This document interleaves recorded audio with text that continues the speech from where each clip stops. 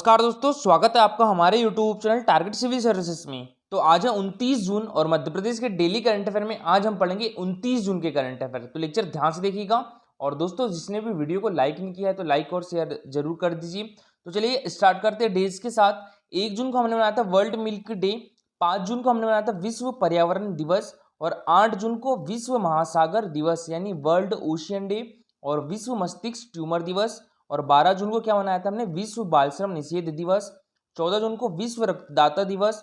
15 जून को world wine day और 17 जून को मनाया था world day to combat desertification and drought. और 20 जून को मनाया था हमने विश्व शरणार्थी दिवस और 21 जून को विश्व योग दिवस और 23 जून को क्या मनाया था, विश्व ओलंपिक दिवस। दोस्तों ये है हमारा टेलीग्राम चैनल। अगर आपको हमारे वीडियो की प्रॉपर नोटिफिकेशन चाहिए तो आप हमारा टेलीग्राम चैनल ज्वाइन कर सकते हो। और देखिए हमारे टेलीग्राम चैनल पर डेली होता है 20 क्वेश्चन का क्विज, जिसमें 10 क्वेश्चन जो रहे वो एमपीजीके के रहते हैं जो कि प्रीवियस ईयर में पूछे जा चुके हैं और 5 क्वेश्चन जो रहते हैं वो मध्य प्रदेश करंट अफेयर से रहते हैं और जो 5 क्वेश्चन रहते हैं वो नेशनल करंट अफेयर से रहते हैं। तो आप भी इस क्विज में पार्टिसिपेट कर सकते हो और इसका रिजल्ट जो है इवनिंग 6 PM पर हम शेयर कर देते हैं। और क्विज का टाइम है दोस्तों 7 से लेकर 9 बजे तक की आपको क्विज देखने के लिए मिल जाएंगे। ठीक है, आप टेस्ट ज्वाइन कर सकते हो। इसकी लिंक आपको हमारे वीडियो डिस्क्रिप्शन बॉक्स में मिल जाएंगी। चलिए दोस्तों सबसे पहले कर लेते हैं, हमने जो कल करंट अफेयर पढ़े थे उसका रिवीजन, उसके बाद स्टार्ट करेंगे हम आज के करंट अफेयर। तो कल के करंट अफेयर में पहला क्वेश्चन था हमारा, किस जिले के फिल्म मेकर्स को इंडिया फिल्म फेस्टिवल 2021 ये कहाँ आयोजित किया गया था, तो ये किया गया था बर्लिन में। और फाल्कन इंटरनेशनल फिल्म फेस्टिवल 2021 ये कहाँ आयोजित किया गया था, तो ये किया गया था लंदन में। ठीक है, तो ये अवार्ड दिया गया है तो किस जिले के है, ये भोपाल जिले के। तो इसका आंसर क्या हो गया था, ऑप्शन नंबर बी। ये मिला था राज आंसू और पंचम सिंह को।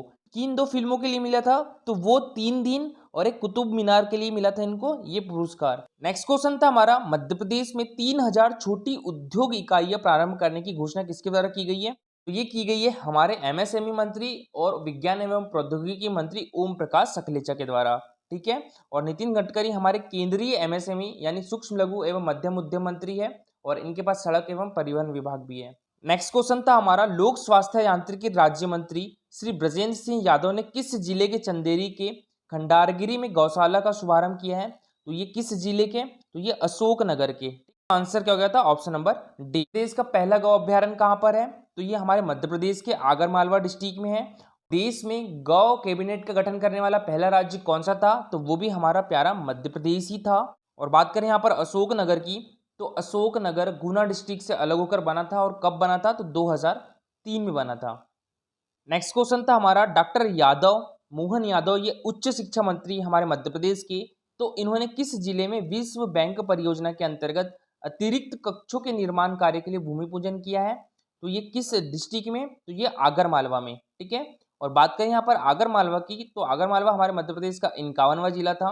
ये शाजापुर से अलग होकर बना था और कब बना था, तो ये 2013 में बना था। और बात करें यहाँ पर हम विश्व बैंक की, तो विश्व बैंक की स्थापना कब हुई थी, 1944 में हुई थी। और इसका मुख्यालय कहाँ पर है, तो ये वॉशिंगटन डीसी में है, अमेरिका में, यूनाइटेड स्टेट अमेरिका में है। और अभी इसके अध्यक्ष कौन है, तो वो है डेविड मालपास। क्वेश्चन था हमारा, हाल ही में किस जिले के रामलोटन कुशवाहा ने अपने खेत में देसी म्यूजियम बनाया है जिसकी प्रधानमंत्री नरेंद्र मोदी ने अपने मन की बात में तारीफ की है, तो ये किस जिले के हैं, तो ये सतना डिस्ट्रिक्ट के हैं। नेक्स्ट क्वेश्चन था हमारा, हाल ही में किस पार्टी के वरिष्ठ नेता ईश्वर सिंह चौहान का निधन हो गया है, तो ये किस पार्टी से रिलेटेड है, ये कांग्रेस पार्टी से रिलेटेड है। चलिए दोस्तों अब स्टार्ट करते हैं हम आज के करंट अफेयर। तो आज के करंट अफेयर में पहला क्वेश्चन है हमारा AIGGPA, इसकी फुल फॉर्म क्या होती है, Atal Bihari Vajpayee institute of good and governance and policy analysis. ठीक है, ये संस्थान कहाँ पर है, तो ये हमारे मध्य प्रदेश की राजधानी भोपाल में है। ठीक है, और देखिए इसके कुछ ही दिन पहले उपाध्यक्ष किसे बनाया गया था, तो ये बनाया गया था प्रोफेसर सचिन चतुर्वेदी को। ठीक है, और इसमें पहले महानिदेशक का पद होता था तो वो रद्द कर दिया, उसके स्थान पर उपाध्यक्ष का पद लाया गया था। तो इसके प्रथम उपाध्यक्ष कौन थे, सचिन चतुर्वेदी। और अभी हाल ही में सचिन चतुर्वेदी को नीति एवं योजना आयोग का उपाध्यक्ष भी नियुक्त किया है। तो इस संस्थान में असरदार परिवर्तन टिकाऊ परिमाण में policy making for an uncertain post covid world विषय पर आधारित वेबिनार का आयोजन किसने किया है, तो ये किया है भारत सरकार के प्रमुख आर्थिक सलाहकार श्री संजीव सन्याल ने। तो इसका आंसर क्या हो जाएगा, option number C Shri Sanjeev Sanyal, और ये भारत सरकार के प्रमुख आर्थिक सलाहकार है। ये क्वेश्चन भी इंपॉर्टेंट है, ठीक है। और देखिए जो अजीत डोभाल जी है ये भारत सरकार के नेशनल सिक्योरिटी एडवाइजर है, यानी राष्ट्रीय सुरक्षा सलाहकार है। और जो अमरजीत सिन्हा है ये प्रधानमंत्री के सलाहकार है। देखिए प्रधानमंत्री के अभी दो सलाहकार है, एक तो अमरजीत सिन्हा और एक श्री भास्कर खुलबे।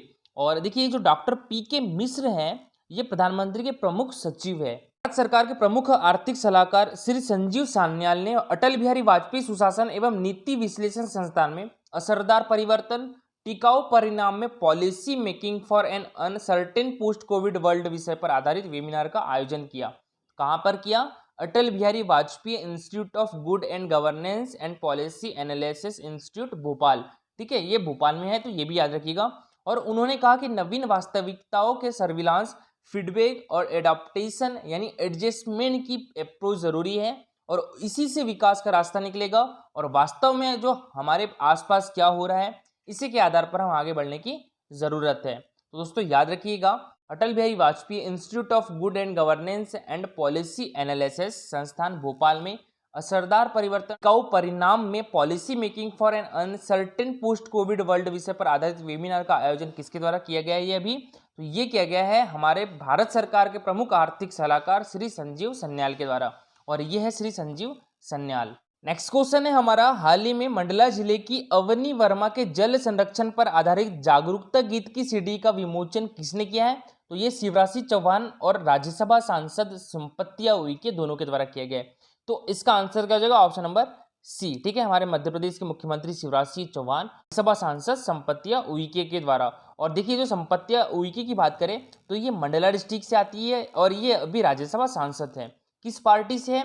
तो ये बीजेपी पार्टी से है। देखिए हमारे मध्य प्रदेश में राज्यसभा सीट की संख्या कितनी है? तो वो 11 है, ठीक है, जिसमें से संपत्तिया उइके को 2017 में राज्यसभा सीट के लिए चुना गया था, और अभी 2020 में 3 सांसदों का चुनाव हुआ था राज्यसभा सीट के लिए हमारे मध्य प्रदेश से।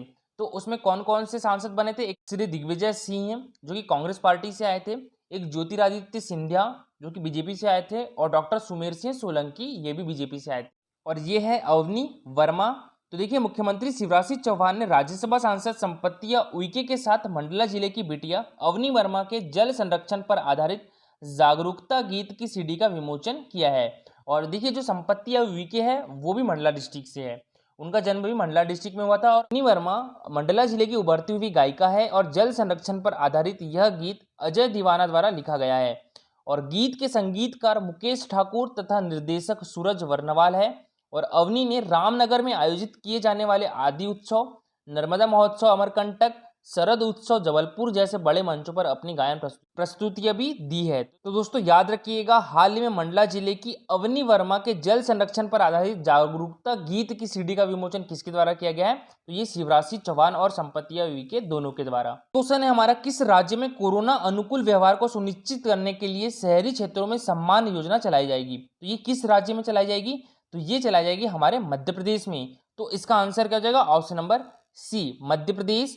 तो देखिए मुख्यमंत्री शिवराज सिंह चौहान ने कहा है कि हमारे मध्य प्रदेश में कोरोना अनुकूल व्यवहार को सुनिश्चित करने के लिए शहरी क्षेत्रों में सम्मान योजना तथा रोको टोको अभियान चलाया जाएगा, ठीक है। तो ये भी याद रखिएगा, हमारे मध्य प्रदेश में अब रोको टोको अभियान भी चलाया जाएगा।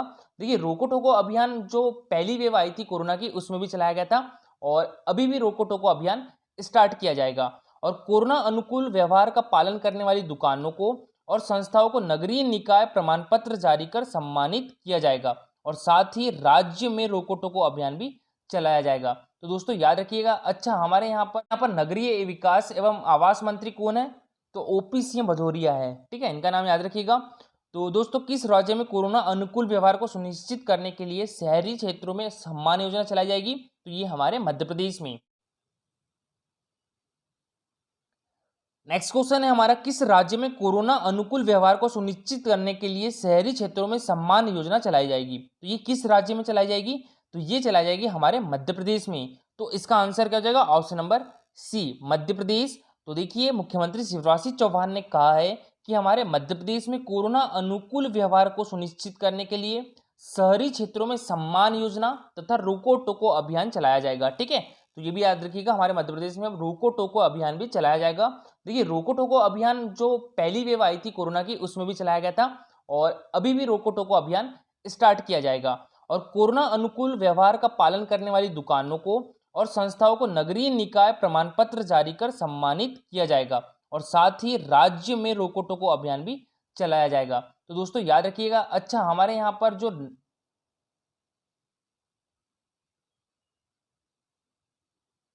यहाँ पर नगरीय विकास एवं आवास मंत्री कौन है?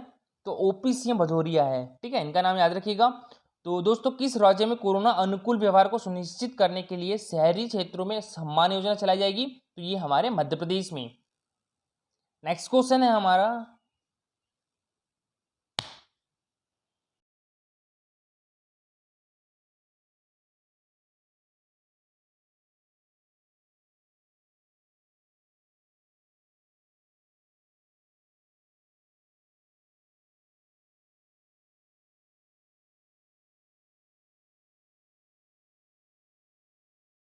नेक्स्ट क्वेश्चन है हमारा, किस बैंक की सहायता से इंदौर में 29 करोड़ रुपए की लागत से फ्लाईओवर का निर्माण किया जा रहा है?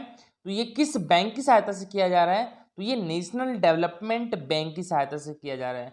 तो इसका आंसर क्या हो जाएगा? Option number C, national bank development. तो हमारे लोक निर्माण मंत्री श्री गोपाल भार्गव ने कहा है कि इंदौर शहर में बंगाली चौराहे पर बनने वाले फ्लाईओवर निर्माण में सुगम यातायात, शहर की सुंदरता और जन आकांक्षाओं का पूरा ध्यान रखा जाएगा और फ्लाईओवर के मूल स्वरूप में परिवर्तन के लिए आईआईटी दिल्ली, आईआईटी मुंबई के ट्रैफिक इंजीनियरिंग एक्सपर्ट से तकनीक परामर्श लिया जाएगा।